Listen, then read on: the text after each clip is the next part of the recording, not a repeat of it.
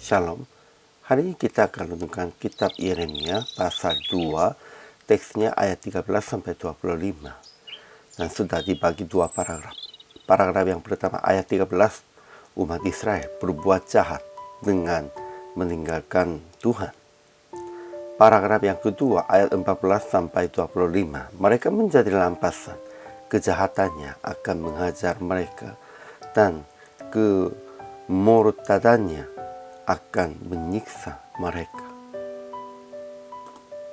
Kesimpulan hari ini, orang Israel berbuat jahat dua kali. Pertama, mereka meninggalkan Tuhan, sumber air yang hidup. Kedua, mereka menggali kolam bagi mereka sendiri. Tetapi kolam itu yang bocor, yang tidak dapat menahan air. Mereka mencari untungan-untungan secara duniawi, namun itu bukan yang hidup. Akhirnya mereka menjadi lampasan pohon berbau busuk, pohon anggur liar. Menurut Tuhan, mereka seperti unta betina dalam musim berjantan sebab hanya ingin menahan nafsunya. Dosa demikian itu tak bisa mencuci sekalipun dengan air abu dan dengan banyak sabun.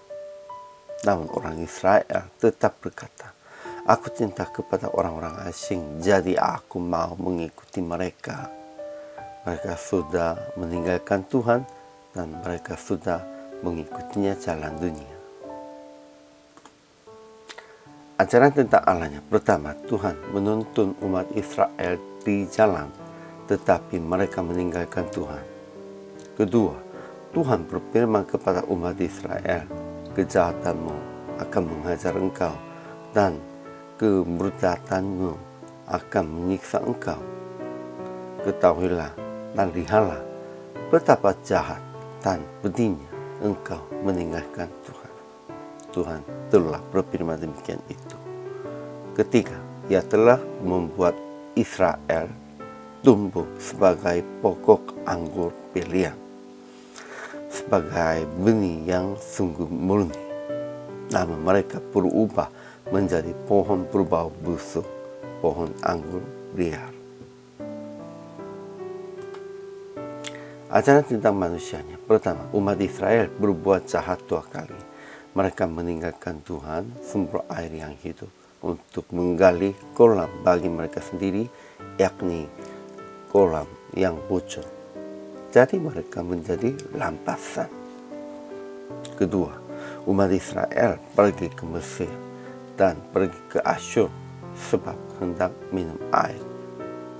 Ketiga, dari dahulu Israel telah mematahkan kungnya, memutuskan tali pengikatnya dan berkata, aku tidak mau lagi diperbudak. Bahkan mereka berbaling dan bersandar di atas setiap bukit dan di bawah setiap pohon. Keempat, sekalipun Israel berkata, aku tidak pernah menajiskan diriku, aku tidak pernah mengikuti para Baal. Tetapi kita tahu tingkah laku mereka di dalam lembah. Dan mereka berkata, aku cinta kepada orang-orang asing, jadi aku mau mengikuti mereka. Aplikasi hari ini. Pertama, jangan meninggalkan bimbingan Tuhan, tetap mengikuti jalannya. Kedua, berbuat yang baik dengan diam di dalam kasih karunia Tuhan. Ketiga, mengaku bahwa telah menjadi najis secara rohani dan berbuat dosa, dan melihatkan pertobatan yang sesungguhnya. Itu dengan melakukan yang baik. Pernah melakukan yang jahat, tetapi sekarang melakukan yang baik. Melalui ini, kita bisa melihatkan pertobatan yang sesungguhnya. Akhirnya praktik. Bertobat dengan mengaku telah berbuat salah dan menjadi najis.